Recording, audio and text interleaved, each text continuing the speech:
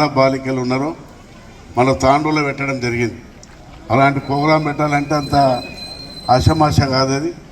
మరి అప్పుడు నేను పెట్టడంతో తాండూరు పట్టణం ఉన్నటువంటి పెద్దలందరూ స్వచ్ఛంద సంస్థలు, మార్వాడి సంస్థ కానీ వైశ్యులు కానీ అందరూ కూడా ముందుకొచ్చి సహకరించి పెద్ద ఎత్తున అండర్ 18 years వాలీబాల్ టోర్నమెంట్ కూడా దేశ నలుమూల నుంచి కూడా తాండూరు ప్రాంతంలో పెట్టడం కూడా జరిగింది.